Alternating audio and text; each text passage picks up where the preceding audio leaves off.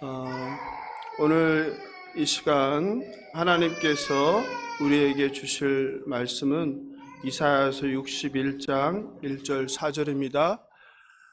하나님을 경외하는 마음으로 하나님의 말씀을 받도록 하겠습니다. 한 절씩 교도하시고 마지막 절은 합독하겠습니다. 주 여호와의 영이 내게 내리셨으니 이는 여호와께서 내게 기름을 부으사 가난한 자에게 아름다운 소식을 전하게 하려 하심이라. 나를 보내사 마음이 상한 자를 고치며 포로된 자에게 자유를, 갇힌 자에게 노임을 선포하며 우리 하나님의 보복의 날을 선포하여 모든 슬픈 자를 위로하고 무릇 시온에서 슬퍼하는 자에게 화관을 주어 그 죄를 대신하며 기쁨의 기름으로 그 슬픔을 대신하며 찬송의 옷으로 그 근심을 대신하시고 그들이 의의 나무 곧 여호와께서 심으신 그 영광을 나타낼 자라 일컬음을 받게 하려 하심이라. 함께 읽겠습니다. 그들은 오래 황폐하였던 곳을 다시 쌓을 것이며 옛날부터 무너진 곳을 다시 일으킬 것이며 황폐한 성읍 곧 대대로 무너져 있던 것들을 중수할 것이며. 아멘. 하나님께 봉헌 기도 드리겠습니다. 사랑과 긍휼이 풍성하시고 노하기를 더디하시는 창조주 하나님 아버지, 감사합니다. 우리에게 오늘도 생명 주시고 호흡 주시고 건강 주시고 환경 주셔서 이렇게 예배의 자리로 인도해 주신 그 크고 놀라운 은혜에 감사드립니다. 아버지, 겨울 사역들을 잘 마무리하게 하셔서 진심으로 감사드립니다. 세상이 조롱하고 그 누구도 상상할 수 없었던 믿지 않는 청년들과 청소년들과 제주 무료 캠프를 마치게 하시고 또 주일학교 1일 캠프를 무사히 마치게 하시고 겨울 수련회가 은혜 가운데 좋은 강사님들에게 우리의 영을 살리는 말씀을 통하여 은혜 주셔서 감사드립니다. 하나님, 그럼에도 불구하고 우리 이 땅에서 멀리 떨어진 나라, 그 땅의 백성들이 지진으로 집을 잃고 사랑하는 가족을 잃고 고통 가운데 있습니다. 그들의 고통을 외면하지 않는 우리가 되게 하여 주시옵소서. 하나님이 갖고 있는 그 긍휼을 우리에게도 주사 오늘까지 트리기아와 시리아 백성들을 돕기 위한 구제 헌금과 그리고 구호 물품을 준비하오니 하나님, 이 물질과 물품이 가는 곳에서 생명 살리고 그리고 절망에 빠진 그들을 위로하는 손길이 되게 하여 주시옵소서.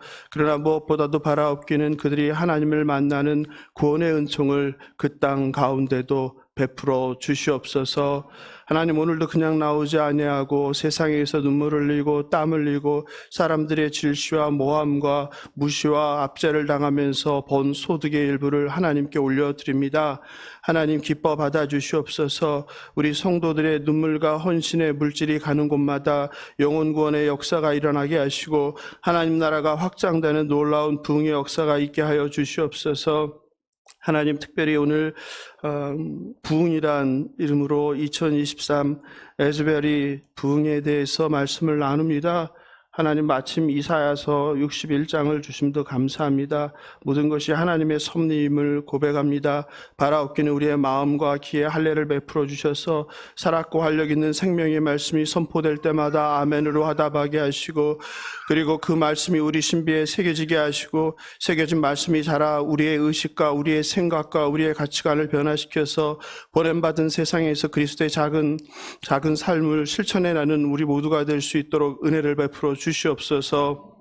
감사하며 생명 되신 예수님의 이름으로 기도합니다.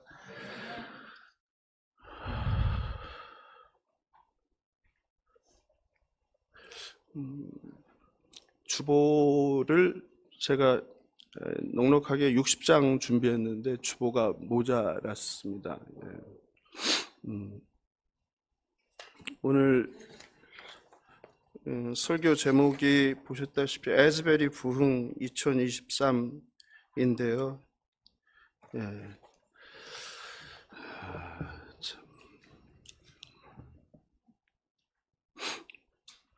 오늘 이사야 강의 89번째 시간입니다. 이사야 61장은 이스라엘의 회복과 영광스러운 미래를 노래합니다. 1절에서 주 여호와의 영이 내게 내리셨으니 이는 여호와께서 내게 기름을 부으사라고 하는데요. 이 주 여호와라는 것은 아도나이 야훼, 이것은 하나님의 호칭이죠. 하나님의 영이 내게 임했다고 합니다. 하나님의 영은 무엇입니까? 하나님의 영이라는 것은 초자연적인 지혜와 능력을 의미합니다. 뒤에 그 히터가 고장이 나서. 출애굽기 31장 3절을 보면 여호와께서 부살렐에게 영을 준다고 모세에게 말을 하죠. 하나님의 영을 그에게 충만하게 하여 지혜와 총명과 지식과 여러 가지 재주로, 그러니까 능력이 없는 자에게 지혜를 주시고 총명을 주시고 지식을 주시고 재주를 주신다는 거예요. 누가요? 여호와의 영이. 뭐 하기 위해서죠? 일을 시키기 위해서이죠.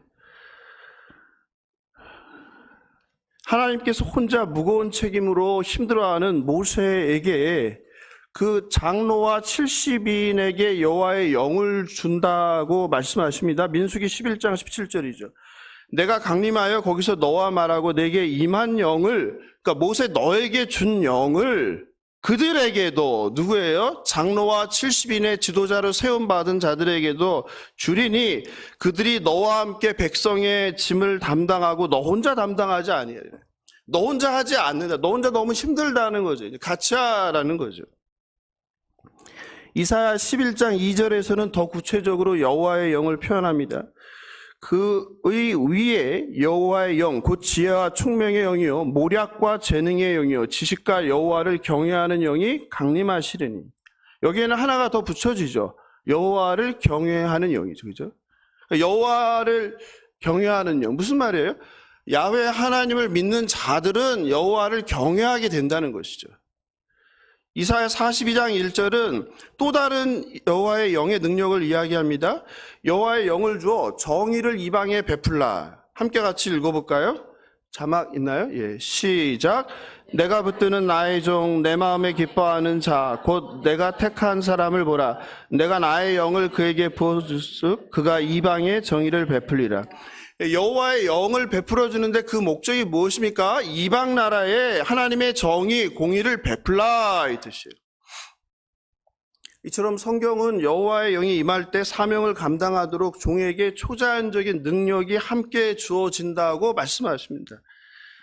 그리고 하나님은 종에게 기름을 부어 주십니다. 기름 붓다라는 것은 히브리어로 마시아흐죠. 아람어로는 메시아라고. 헬라어로는 뭐라고 하면 크리스토스, 그러니까 예수 그리스도, 예수 구원자, 예수 메시아.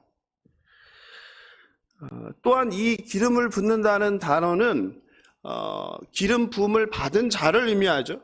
구약 성서에서 기름 부음을 받은 자는 세 종류죠. 누구입니까? 첫째가 왕이요, 둘째가 제사장이요, 셋째가 선지자들이죠. 이것은 하나님의 종 위에 하나님의 사역을 맡기기 위해서 성령이 임한다는 것을 상징하는 거예요. 기름 부음은. 메시아는 기름 부음을 받아 성령 충만합니다. 기름 부음과 영을, 근데 오늘 본문을 보니 동시에 받게 돼요. 그래서 이사야 61장 1절이 굉장히 중요하죠. 여호와의 영이 임하고 내게 기름을 부으사. 이게 동시에 일어난 사건이라는 거죠. 성경에서 굉장히 특별하고 드문 경우입니다. 대체로 언제입니까? 왕권을 확립할 때 나타나죠. 사울이 왕권을 확립한 사무엘상 10장 1절에서 기름을 붓고, 그리고 6절에서 여호와의 영이 임하죠.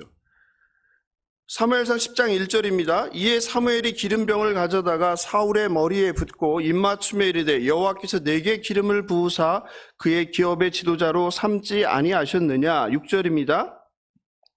내게는 여호와의 영이 크게 임하리니 이렇게 나오죠. 너도 그들과 함께 예언을 하고 변하여 새 사람이 되리라. 그러니 여호와의 영이 임하면 새 사람이 되는 거예요. 그러니까 저와 여러분이 성령을 받았잖아요. 그럼 새 사람이 돼야 되는 거예요. 어떠세요? 새 사람이 되셨어요? 물어보세요, 친한 분한테. 그런데 이것이 다윗이 왕권을 확립할 때도 여호와의 영과 기름 부음의 역사가 동시에 일어납니다. 사무엘상 16장 13절은 같이 읽어볼까요? 시작.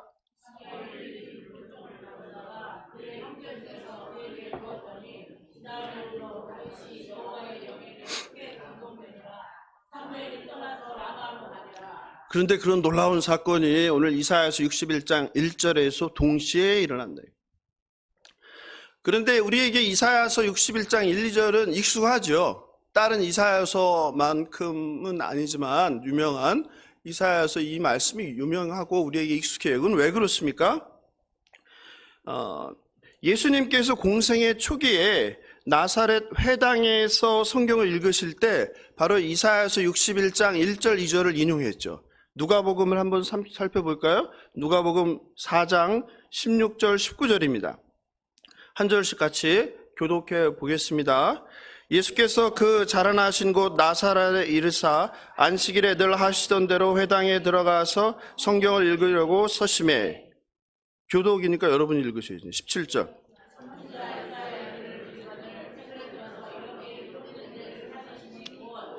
주의 성령이 내게 임하셨으니 이는 가난한 자에게 복음을 전하게 하시려고 내게 기름을 부으시고 나를 보내사 포로된 자에게 자유를, 눈먼 자에게 다시 보게 함을 전파하며 눌린 자를 자유롭게 하고. 함께 읽겠습니다. 주의 은혜를 전파하게 하려 하심이라. 아멘. 누가복음 17, 거기서 4장 17절을 좀 자세히 보면 우리가 이걸 알 수 있어요. 예수님께서 그냥 이사야서, 그때는 성경이 없으니까 두루마리잖아요. 두루마리를 아무데나, 그러니까 우리가 성경을 찾을 때는 지금은 누군가의 그 헌신으로 장과 절이 구분되어 있으니까 편하지만 그때 당시는 장절이 구분이 없었잖아요. 그러니까 성경에서 내가 필요한 말씀을 찾으려면 어떻게 해야 돼요? 두루마리를 쫙 펴놓고 어디요? 처음부터 끝까지 읽어가면서 어떻게 해야 돼요? 찾아야 되니까 시간이 오래 걸리죠. 하지만 예수님은 능통하시니까 펼치고 금방 그걸 찾으셨겠죠. 그죠? 그러니까 아무데나 읽은 게 아니라는 거예요. 예수님께서 이사야 두루마리를 책을 펴서 당신께서 말씀하시고 있는 그 본문, 그것을 인용하신 거죠. 그죠? 그게 바로 오늘 이사야서 61장 1, 2절이라는 거예요. 18절에 보면 기름 부음이라는 게 나오는데, 기름 부음은 여기서는 실제로 구약성서에서는 실제로 기름을 부었는데, 여기서 예수님께서 말했을 때 18절에 기름 부음이라는 것은 실제로 기름을 갖다 붓다는 것이 아니라 무엇을 의미합니까? 성령이 임재했다, 여호와의 영이 임했다라는 것을 의미하죠. 예수님이 바로 700년 전 이사야 선지자가 예언한 야훼의 종 메시아라는 것을 선포하는 거예요. 하나님께서 예수님께 여호와의 영을 주시고 기름을 부으시고 사명을 주셨다는 뜻이죠. 그 히터 오른쪽 거 누르시면 됩니다. 성령이 임한 예수님께서 받은 사명은 무엇입니까? 주의 은혜를 전파하라는 거예요. 주의 은혜를 선포하라는 거예요. 주의 은혜를 선포하라는 것은 무엇입니까? 구체적으로 가난한 자에게 무엇을요? 아름다운 소식을, 복음을, 그죠? 포로된 자에게는 어떤 거예요? 자유를. 눈먼 자는 뭐예요? 눈뜨게, 병고침이죠. 병고침을. 눌린 자는 자유를. 즉 억압에서 풀려나게 된다는 거죠. 해방이죠, 해방. 이 성령의 기름 부음의 은혜는 예수님과 사도들을 통해서 시간이 지나면서 지역사회로 또 주변 나라로 들불처럼 확산됩니다. 모든 열방, 모든 백성이 곳곳에서 복음을 통해 하나님의 역사를 경험하고 하나님 앞에 돌아오게 되는 거예요. 지난 2월 8일 이런 성령의 역사와 기름 부음이 미국 켄터키 주 그 시골 동네에, 거기서도 윌머라는 인구 6천 명이라는 작은 도시에 있는 에즈버리 대학에서 벌어졌습니다.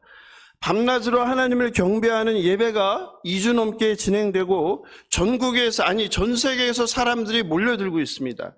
21세기 대부흥, 리바이벌, 영적 대각성, 이 소식으로 전 세계가 뜨겁습니다. 처음에 관망하던 언론사들도 앞다투며 취재하며 소식을 전했습니다. 미국 CNN 방송은 이 부흥이 맨 처음 어떻게 시작되었는지를 보도했습니다.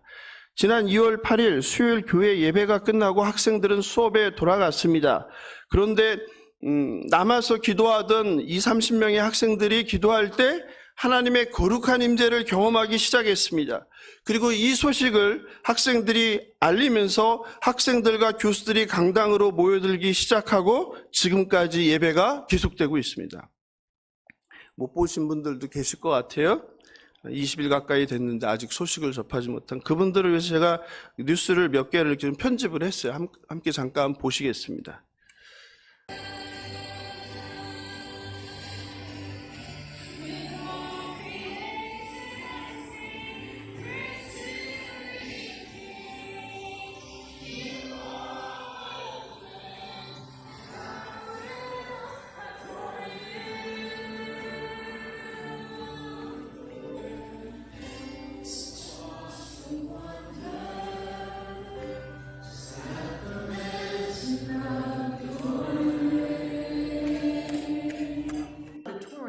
Was covered with thousands of people from all over the country, and some from as far away as Brazil, kneeling and praying. No one seemed to care they weren't inside. It's been 53 years since the last great move of God swept through Asbury, and this time the revival is even bigger than before. All you have to do is open the door.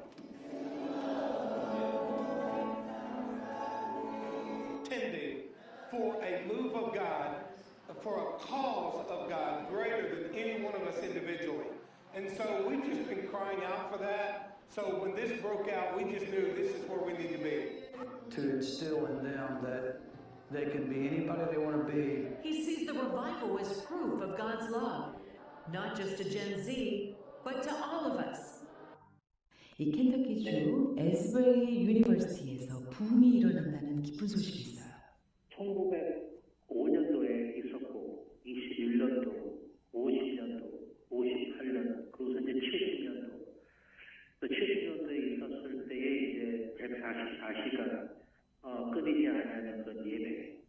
그러고서 이제 1992년도에, 2006년도에, 그러고서 이제 이번에 이제 2023년도에 에스베리 리바이벌이라고 이제 이렇게 하나님이 기도 부음을 주셨는데 굉장히 평화로운 그런 그 분위기에서 뭐 하나님 임재를 느끼고 다들 찬양하고 눈물을 흘리는 사람도 있고 손을 들고 찬양하는 사람도 있고 그 아이들이 그 내면의 어떤 굴복 그다음에 회개 이런 게 있는 것 같아요. 그래서 하나님이 바라시는 부흥이 그런 거 아니겠어요? 네. 진짜 하나님을 경외하고 경의하는 사람들이 다른 여자께 어디 있어? 그래서 하나님만 부르고 싶고 예수님이 바라고 하는 그 사람들이 모여있는 그 장소가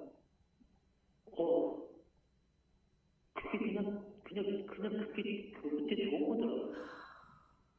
또 그저 세상에서 너무나 진짜 안 맞는 다른 얘기, 틀린 얘기, 막 다투고 누가 옳다, 안 옳다 이런 속에서 막 싸우다가 하나님의 임재를 들어왔는데 임재를 경험하면서 그냥 주의 이름을 찬양하는 그게 참 그거를 경험할 수 있는 게 이제 하나님의 영을 가진 사람들인데. 네, 어떠십니까? 이 강당이 1489석인데요. 이 강당에 들어가기 위해서 전국에서 몰려든 사람, 전 세계에서 몰려온 사람들로 들어가는데 보통 평균 7시간이 걸린다고 합니다. 사랑하는 성도 여러분, 여러분은 이 부흥, 리바이벌 무엇이라고 생각합니까? 아니, 부흥하면 마음속에 뭐가 떠오릅니까? 아마 여러분들은 교회 성장이 떠오를 것입니다. 교회 성도 수가 증가하면 부흥했다고 합니다. 교회가 건물을 짓고 외형적 규모를 늘리면 부흥했다고 합니다. 그래서 에스베리 부흥 소식을 들으면 자연스럽게 그런 것들을 직접 눈으로 보기 전에는 생각을 하게 됩니다. 에스베리 교회에 갑자기 회심자들이 늘었나? 얼마나 성도가 많이 늘었길래 이렇게 시끌벅적할까? 이렇게 우리의 부흥에 대한 이해도 세속화되었습니다. 저도 거의 열흘이 넘게 시간이 될 때마다 유튜브로 에즈베리 예배를 실시간으로 함께 참여하고 있습니다. 책으로만 읽던 영적 부흥, 영적 대각성 참 많이 읽었거든요. 그게 너무너무 궁금했어요. 왜냐하면 볼 수가 없으니까. 글이라는 것과 영상은 차이가 있잖아요. 그런데 이번에 이 소식을 듣고 그 기술의 발달 덕택에 실제로 벌어지는 그 현장을 매 시간 함께 하는 것이 얼마나 감사했는지 몰라요. 그러나 처음에는 솔직히 이 현장을 보면서 이게 뭐지? 라는 생각을 잠깐 했어요.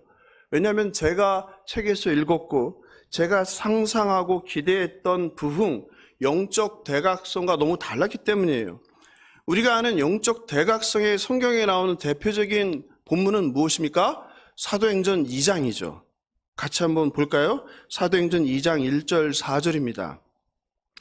오순절 날이 이미 이름에 그들이 다 같이 한 곳에 모였더니 호련히 하늘로부터 급하고 강한 바람 같은 소리가 있어 그들이 앉은 온 집에 가득하며 마치 불의 엿처럼 갈라지는 것들이 그들에게 보여 각 사람 위에 하나씩 임하여 있더니 그들이 다 성령의 충만함을 받고 성령이 말하게 하심을 따라 다른 언어들로 말하기를 시작하니라.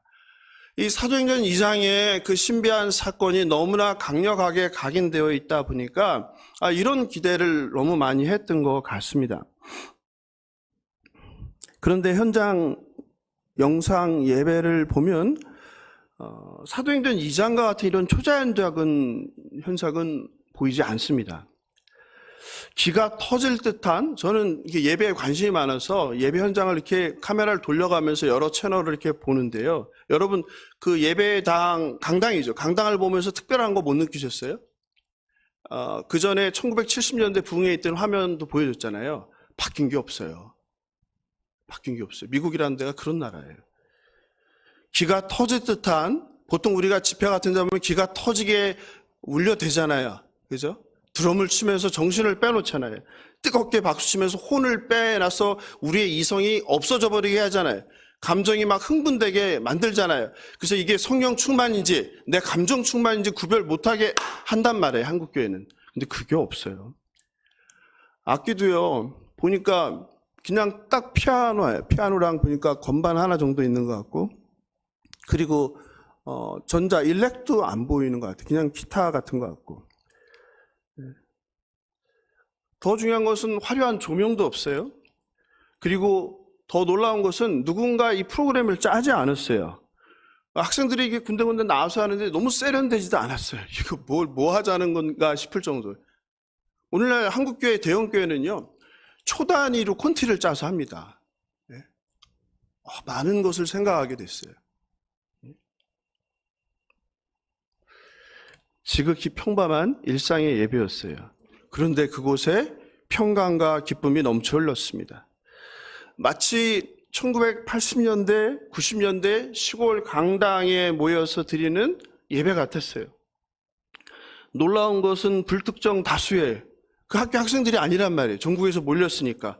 남녀노소의 수많은 사람들이 모여 예배하는데 예배지, 순서지도 없고. 그런데 질서 정연하고 평화로운 거예요. 현장에 참석한 복음주의자 존 버네트가 이렇게 말합니다. 에즈베리의 부흥에 참석한 것은 잊을 수 없는 경험이다. 우리는 건물 안에 들어서자마자 말 그대로 하나님의 임재를 느꼈다. 열정적이고 진정한 예배, 부서짐, 기도하는 사람들, 프로그램은 없었지만 완전한 평화, 규칙은 없었지만 완전히 질서가 있었다. 많은 감정이 있었지만 감정주의는 없었다. 나는 하나님께서 이것을 어떻게 사용하셔서 복음을 가까이 그리고 멀리 어디까지 전진시키는지를 빨리 보고 싶다.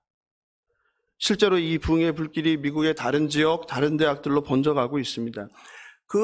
참 놀라운 것은 그 에즈베리 대학의 바로 옆에 에즈베리 신학교가 있는데 그 학교에 신약학자로 유명한 그레이 키노 교수가 있습니다. 이분이 그 예배를 참석하고 이런 말을 썼어요.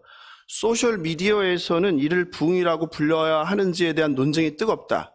내 생각은 우리가 그것을 무엇이라고 부르든 누가 신경 쓰겠느냐. 그냥 하나님이 하신 일을 함께 축하하자. 실제로 기독교 역사에서 부흥의 역사는 꽤 많습니다. 대표적으로 1904년 웨일즈 부흥입니다. 약 5개월간 10만 명 이상이 구원받는 역사가 일어났습니다. 26세 이반 로버츠가 부흥의 불길에 중요한 역할을 했습니다. 화면 한번 보실까요?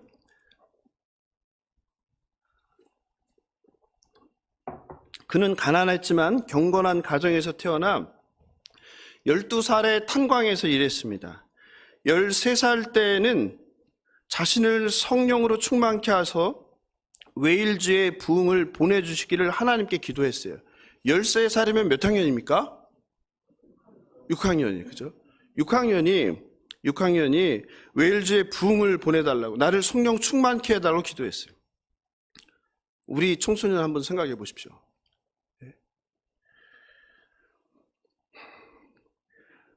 1904년 10월 28일 목요일에 어느 기도회에 참석한 이반은 주여 저를 굴복시켜 주옵소서라고.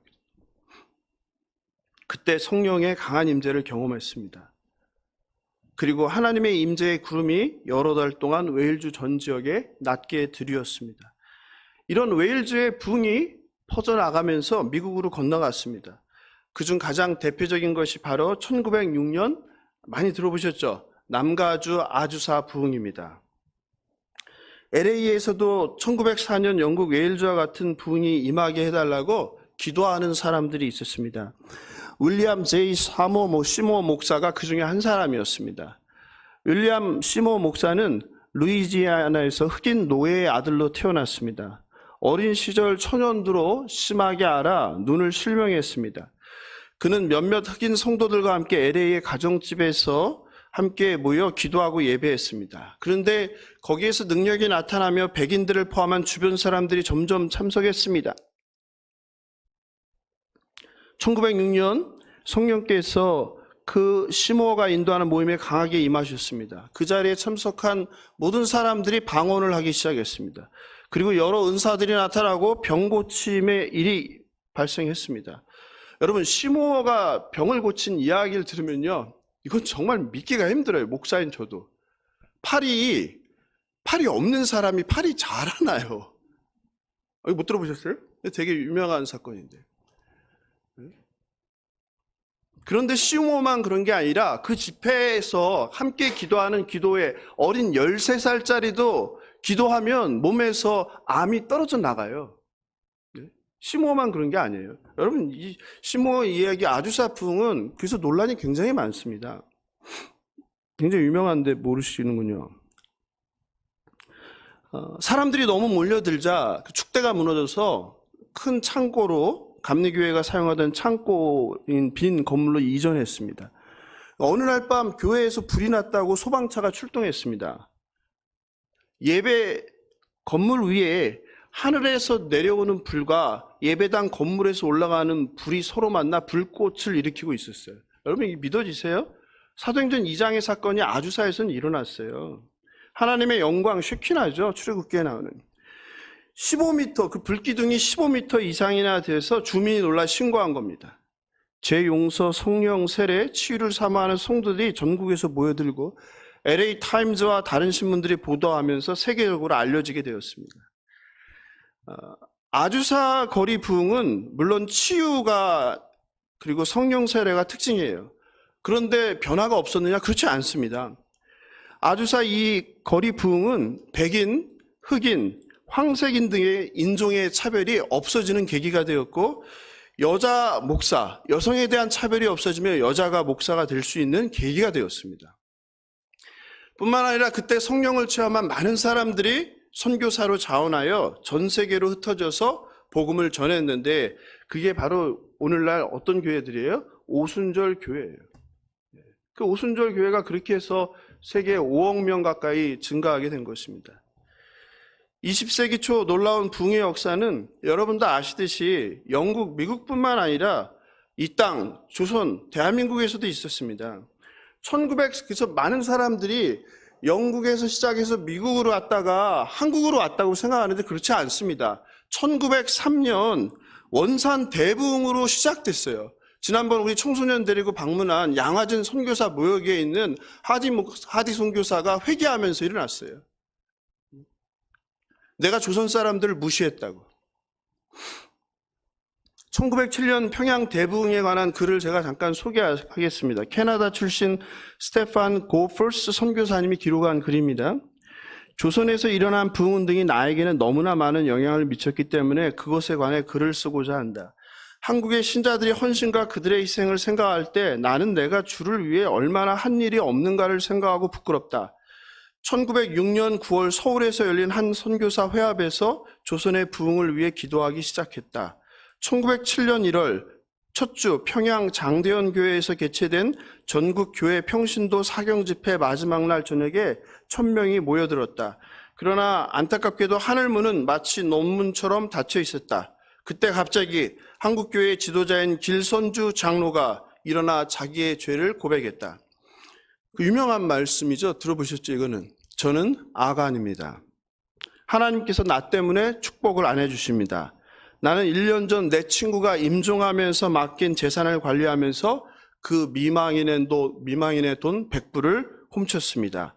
내가 하나님을 가로막았습니다. 한국교회 지도자인 길손주 장로 목사님이죠. 1000명의 성도들 앞에서 그렇게 고백한 거예요. 그 순간 하나님의 거룩한 임재가 인식되었다. 곧이어 죄의 자각이 모든 신자들을 휩쓸고 수십 명이 울면서 자신의 죄를 고백하겠다고 앞에 줄 섰다. 이 집회를 기점으로 조선에서는 회개 역사가 놀랍게 일어났다. 존경을 받던 한 집사는 교회 구제 기금을 훔친 것을 자백했다.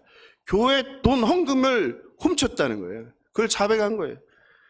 사람들은 너무나 거룩하고 존경하던 사람이라 놀라면서 그를 용서했다. 한 여인은 군중이 모인 자리에서 나와 간음의 죄를 고백했다. 그 모임을 인도하던 선교사는 너무 놀랐다. 왜냐하면 그 자리에 그녀의 남편이 있었기 때문이다. 그러자 남편은 걸어나와 범죄한 그의 아내 앞에 무릎을 꿇고 그녀를 용서했다. 한 도둑 두목은 무슨 일인지 호기심으로 왔다가 죄를 깨닫고 자기를 감옥에 넣어달라고 간청했다. 그러자 순사는 그럴 수 없다고 그를 풀어주었다. 이와 같은 부흥의 운동은 평양에서 출발하여 조선 전역에 계속 퍼졌습니다. 한 학생은요, 매일 6명에게 복음을 전하기로 작정을 하고 9개월이 지났을 때 3,000명에게 전도를 했습니다. 8세, 9세가 되는 초등학교 어린이들이 학교를 파하면 거리에 나와서 지나가는 행인의 옷소매를 잡고 예수 믿으라고 눈물로 간청했다. 여러분 기억나시죠? 어르신 세대 기억날 거예요. 그죠? 어르신 세대 중에는 우리 애가, 초등학교 애가 하도 울고 간청해서 교회 나왔다는 분들이 굉장히 많으세요. 근데 요즘 초등학교 애 누가 안 믿는 부모한테 제발 교회 가자고 누가 그럽니까? 예?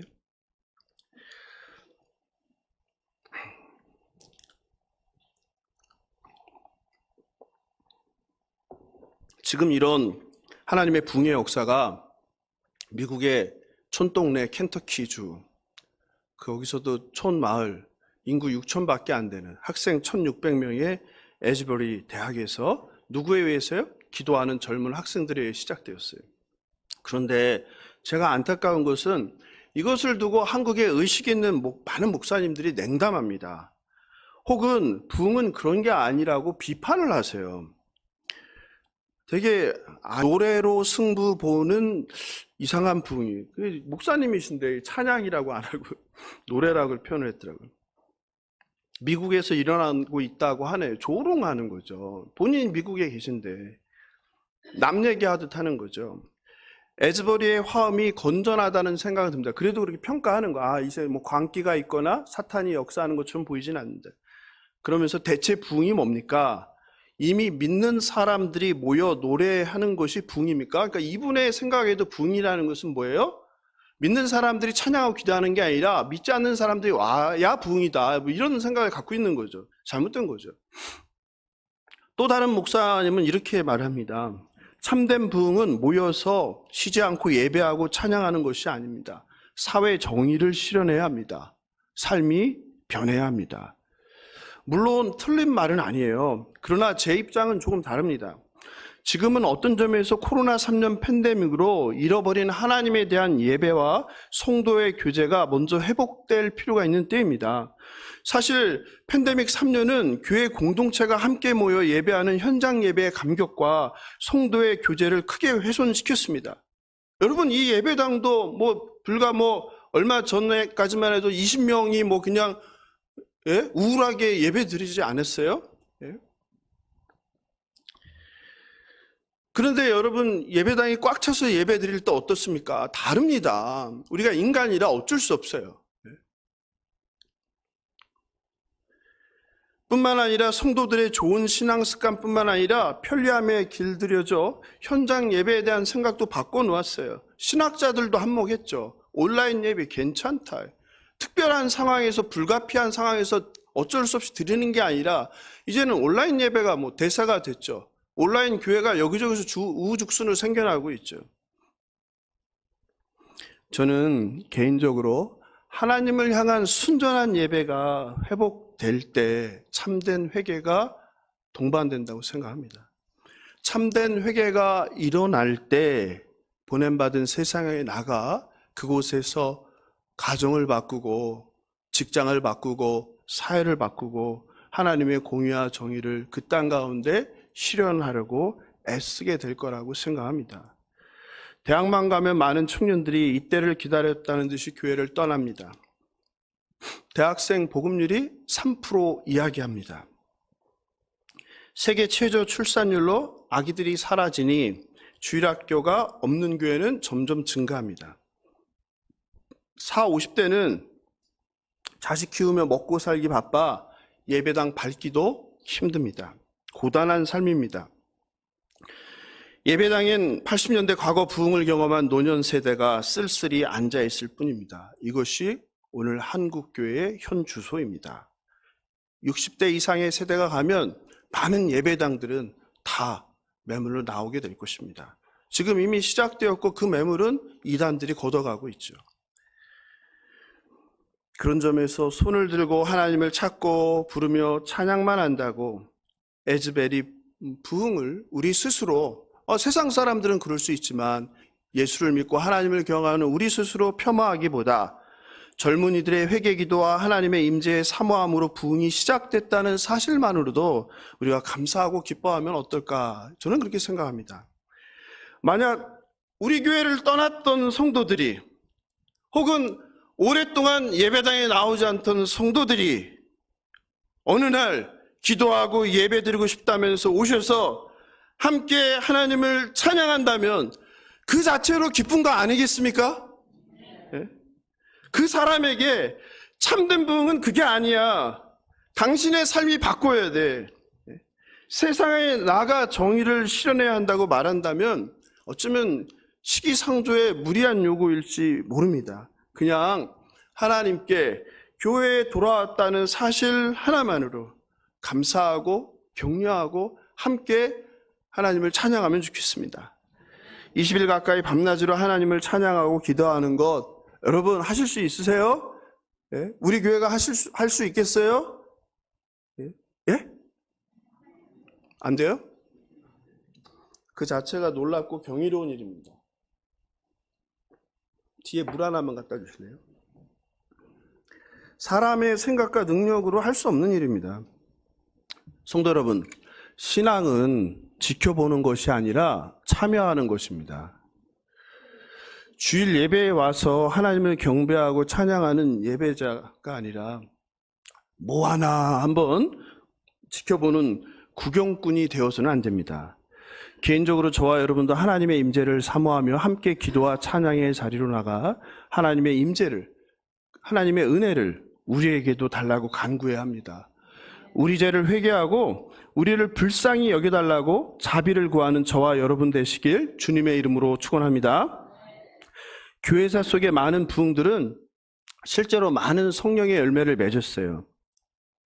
하나님을 경외하며 하나님의 임재가 가득한 거룩한 예배가 회복될 때 회심의 역사도 일어났습니다. 삶의 변화도 일어났습니다. 그리고 그 변화된 생각과 가치관이 변화된 사람들이 세상의 구석구석에 나가 지역사회와 나라도 바뀌었습니다. 실제로 앞서 설명한 영국의 웨일즈 부흥 때는요, 동네에 오락이나 술잔치 자리가 비어버렸어요. 술집이 텅텅 비었습니다. 탄광은 모독적인 욕설을 하는 걸로 유명했는데 하나님을 찬양하고 예배하는 장소가 되었습니다. 가정마다 기쁨과 찬양이 넘쳤습니다. 1906년 LA 아주사 부흥도 마찬가지였습니다. 앞에서 설명했듯이 인종차별이 사라지고 성차별이 사라지고 수많은 사람들이 선교사로 자원하여 교회가 온 세상으로 퍼지게 되었습니다. 평양 대부흥 때도 마찬가지입니다. 노름꾼, 술꾼들 사라지기 시작했습니다. 2023년 에즈베리 부흥에도 이런 성령의 열매들이 맺힌 소식들이 들려오기 시작합니다. 오랫동안 함께 모여 예배하고 기도하고 찬양만 계속 부르는 것이 무슨 의미가 있냐며 부정적인 시선으로 바라볼 것이 아니라 우리는 스스로 나는 과연 얼마나 하나님께 예배하는 것을 사모하고 하나님을 찬양하고 그리고 기도하며 교제하는 것을 간절히 원하는가? 내 자신에게 물어보는 것이 먼저입니다. 나는 과연 이런 리바이벌, 부흥, 평양 대부흥이 다시 이 땅, 이 조국교회에 임하기를 얼마나 간절히 원하는가? 우리는 스스로에게 질문해야 합니다. 실제로 에즈베리 대학 케빈 브라운 총장은 인터뷰에서 이렇게 말했습니다. 지난 몇 주 동안의 경험은 역사적이다. 우리는 다음 단계로 나아가기 위해 다른 학교, 교회, 공동체와 협력하겠다. 예배와 기도가 오래 지속되는 것이 무슨 의미인가라는 우려와 비판 목소리와 달리 브라운 총장은 이런 얘기를 하는 거예요. 계속되는 예배가 시작된 후 겸손, 긍휼, 정직, 고백, 삶을 변화시키는 헌신을 목격했다. 하나님께서 시작하신 이 운동을 함께 이끌어갈 공동체들을 찾고 있다. 내 마음은 이 땅 젊은이들을 향하고 있다. 여기에서 무슨 일이 일어나든 우리의 깊은 소망은 젊은 세대가 그들의 지역사회, 학교, 교회 및 직장에서 신실하게 봉사하기 위한 삶으로 변화되는 갱신을 보는 것이다. 할렐루야. 바른 총장 아래 바른 학생들이, 바른 교수들이 키워지고 있는 거예요. 이번에 저도 처음 에즈베리 대학을 알면서 그 시골 그 학교에 와, 내가 형편만 되면 우리 애들도 그쪽 보내고 싶다라는 생각이 들어요. 이런 학교라면, 이런 선생님이라면. 예? 이 시대에 이런 학교가 어디 있습니까? 오늘 이사야 선지자는 여호와의 영이 임하고 기름 부음에는 하나님의 뭐가 있다고요? 목적이 있다. 어떤 목적이에요? 사명을 주시는 거예요. 그게 1절이죠. 1절을 같이 한번 읽어볼까요? 1절 시작. 주 여호와의 영이 내게 내리셨으니 이는 여호와께서 내게 기름을 부으사 가난한 자에게 아름다운 소식을 전하게 하려 하심이라. 나를 보내사 마음이 상한 자를 고치며 포로된 자에게 자유를, 갇힌 자에게 노임을 선포하며. 여러분, 가난한 자에게 아름다운 소식, 복음을 전하는 거, 좋은 소식. 그 소식은 무엇입니까? 예수가 그리스도다. 예수가 메시아다. 예수가 구원자이다. 예수가 이사야가 2700년 전에 예언한 그 종, 주님의 종, 기름 부음 받은 종, 하나님의 영이 임한 자. 맞다, 이 말이죠.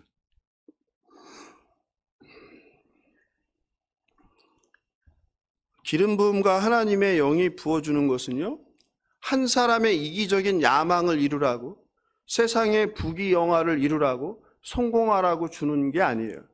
하나님의 나라를 확장하라고, 하나님의 복음을 세상에 퍼뜨리라고 주시는 사명임을 믿으시기 바랍니다.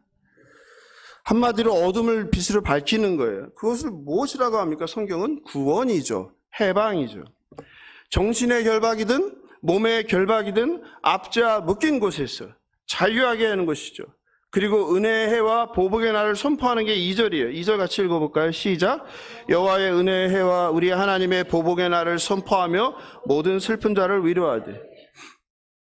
바꿔 말해서 하나님의 임재라는 것은 하나님을 경외하는 하나님의 백성들에게는 무엇이에요? 구원을, 믿지 않는 악인들에게는 무엇이요? 심판을 내린다는 뜻이에요. 그게 은혜의 해와 보복의 날을 선포한다는 뜻입니다.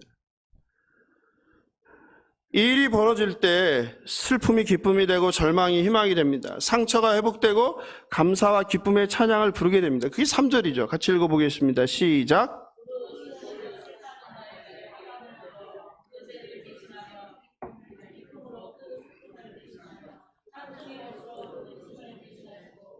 그들이 의의 나무 곧 여호와께서 심으신 그 영광을 나타낼 자라 일컬음을 받게 하려 하십니다. 죄를 뒤집어쓰고 베옷을 입고 슬퍼하던 자에게 아름다운 화관을 씌워주십니다. 슬픔에 빠진 사람에게는 기쁨의 기름을 부어주고 근심 가득한 사람에게 찬송의 옷을 입혀준다고 성경은 말씀하세요. 실제로 이번 에즈베리 대학의 부흥의 가장 큰 특징은 무엇입니까? 무질서해야 되는데 질서가 있는 것이죠. 소란해야 되는데 평화가 있는 것이죠. 감사와 기쁨이 넘치는 거죠. 하나님의 영광이 가득한 것이죠. 그리고 4절부터 여호와의 종이 선포하는 아름다운 소식입니다. 4절을 같이 읽어보겠습니다. 시작. 그들은 오래 황폐하였던 곳을 다시 쌓을 것이며 옛부터 무너진 곳을 다 일으킬 것이며 황폐한 성읍 곧 대대로 무너져 있던 곳을 중수할 것이며 바벨론에서 돌아온 포로들은 무너진 예루살렘과 성을 재건할 것입니다. 이제 오랫동안 황폐화된 땅 예루살렘이 다시 세워질 것입니다. 무너진 황폐한 성읍이 회복될 것입니다. 마찬가지로 에즈베리에서 시작된 부흥이 무너진 개인, 무너진 가정, 무너진 학교, 무너진 지역사회, 무너진 국가를 새롭게 하고 치유하길 원합니다. 죄와 탐욕으로 얼룩진 대한민국도 하나님의 영이 임해서 하나님의 기름 부음을 통해서 치유되고 회복되길 간절히 소망합니다. 그 일에 저와 여러분이 하나님의 깨끗한 종으로 준비되어 쓰임받길 원합니다. 모든 나라 모든 열방이 하나님을 경외하고 함께 찬송하는 그날은 반드시 올 것입니다. 그날을 소망하며 우리 또한 이 놀라운 부흥의 방관자가 아니라 구경꾼이 아니라 예배자가 되길 기도합니다. 은혜를 선포하시는 하나님의 임재를 경험하며 여호와로 자유하며 기쁨을 누리시길 예수님의 이름으로 축원합니다. 사랑하는 성도 여러분, 그러나 에즈베리의 부흥을 바라보면서 우리가 꼭 알았으면 하는 것들이 있습니다. 저는 그 질문을 계속 던지고 있어요. 왜 지금인가? 그리고 왜 에즈베리인가? 처음에 많은 사람들이 왜 미국에서도 중심이 되는 주가 아닌 외딴주 켄터키주에서도 대도시나 유명한 대학이 아니라 그 작은 학교에서 그리고 목사가 되겠다는 사람들로 넘쳐나는 신학교가 아니라 왜 일반 학교에서? 저는 열흘 정도 에즈베리 부흥을 들여다보면서 몇 가지 사실을 알게 되었어요. 첫째는 이 부흥은 우연이 아닌 하나님의 역사라는 생각이 들었어요. 에즈베리 대학이 있는 인구 6천의 이 작은 도시 윌머는요, 미국에서도 기독교인 비율이 가장 높은 지역이랍니다. 90% 이상이 개신교인이랍니다. 또한 미국이 얼마나 타락하고 위험합니까? 근데 이 지역, 윌머라는 이 시골 동네가 은퇴자가 가장 살기 원하는 1, 2위에 들 정도의 안전한 지역이라고 합니다. 게다가 오늘 영상에서 보았듯이 이 부흥이 이 학교 처음이 아니었어요. 에즈베리 대학교는 1970년에도 놀라운 부흥이 있었습니다. 당시 1,000명이 넘는 학생들이 144시간 동안 예배와 기도를 이어갔고요. 더 저를 놀라게 한 것은 대학이요. 우리나라 같으면 어떻게 합니까? 안 된다 하죠. 안 된다. 수업해야 된다. 근데 일주일간 수업을 취소했어요. 세상 어느 학교에서 그렇게 할 수 있겠습니까? 신학교도 못할 것입니다. 그리고 더 중요한 것은 이 부흥을 사모하는 그 지역 사람들과 대학 학생들, 교직원들이 계속 기도해왔다는 사실입니다. 실제로 에즈베리 신학교를 졸업한 장기용 교수는 이렇게 말합니다. 이분은 에즈베리 대학이 아니라 그 건너편에 있는 에즈베리 신학교를 다닌 거예요. 본인이 다닐 때도 그런 말이 늘 있었대요. 뭐라고요? 부흥은 길 건너편에서 건너온다. 에즈베리 신학교가 아니라 에즈베리 대학에서 온다는 말이 그때도 있었답니다.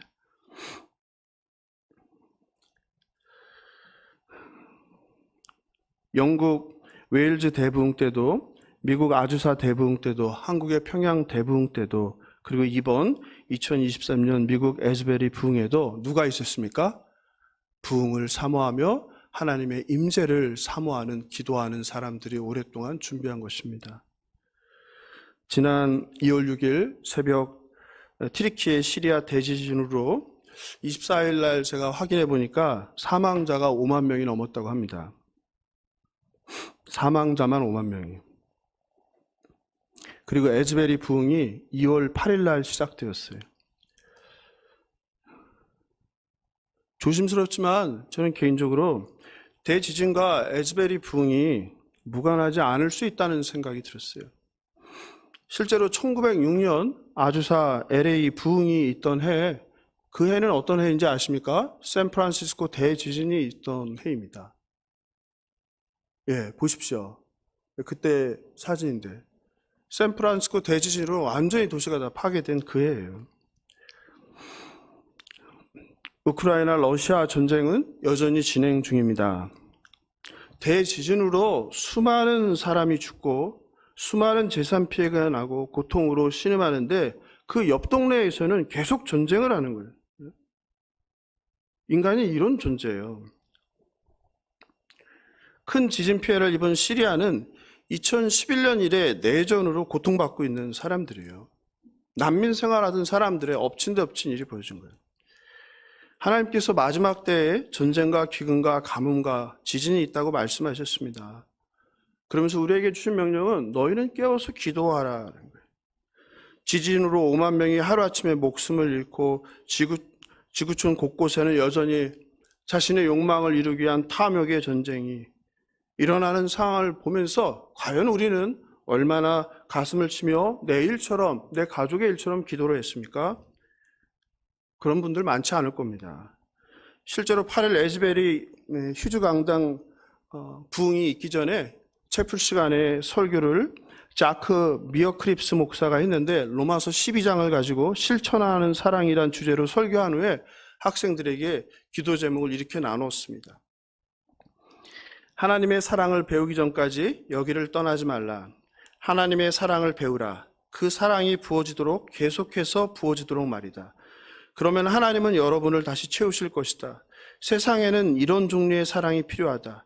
시리아와 튀르키예에도 이런 사랑이 필요하다.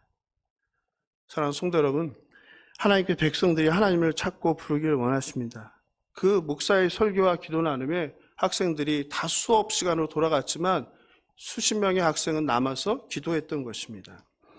에즈베리 2023년 부흥은 하나님께서 준비된 자들, 하나님을 갈망하는 자들에게 부어주신 선물이며 동시에 깨어 기도하라는 사명이었습니다. 하나님을 경외하고 하나님을 찾는 백성들의 간절한 기도에 대한 응답이었습니다. 말씀을 마무리합니다.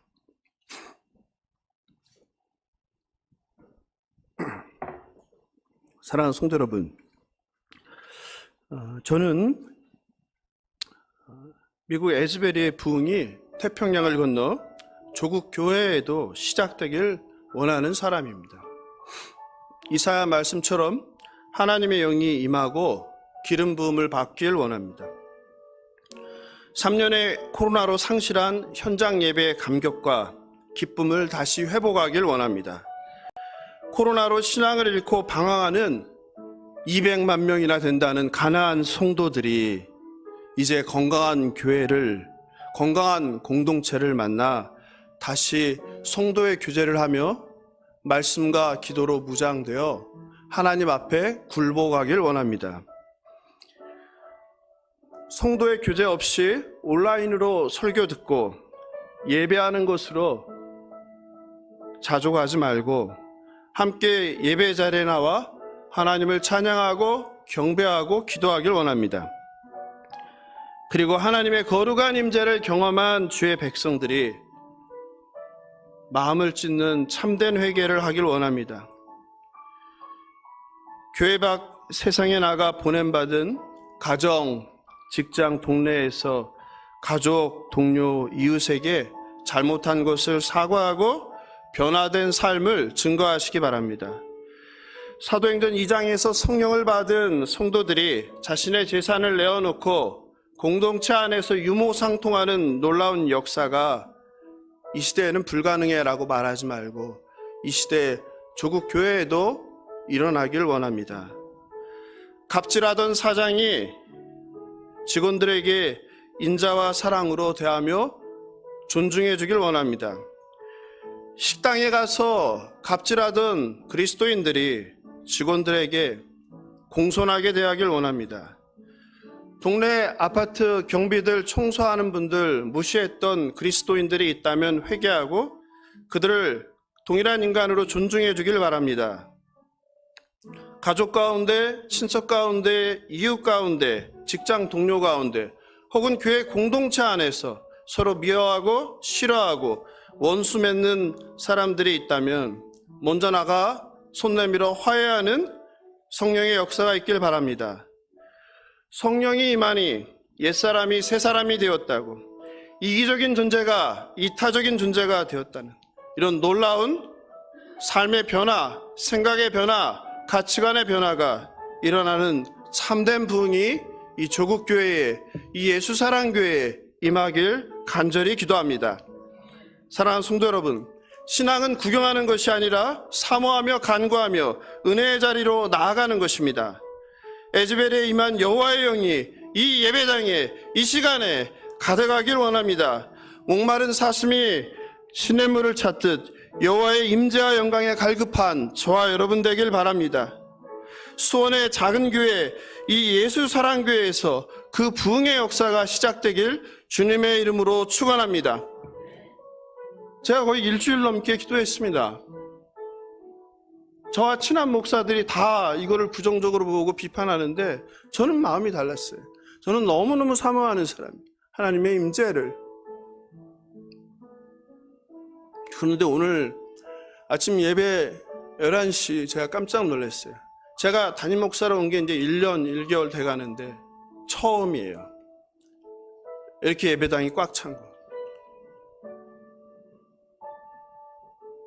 저 말고 누가 기도하셨나요? 네. 그냥 하나님 이러시구나 정말. 오늘 아침에도 청년이 유튜브를 영상을 올렸는데 제가 아침에 오는 길에 그걸 듣고 깜짝 놀랐어요. 내가 금요일날 그렇게 멋진 말을 했었나? 네.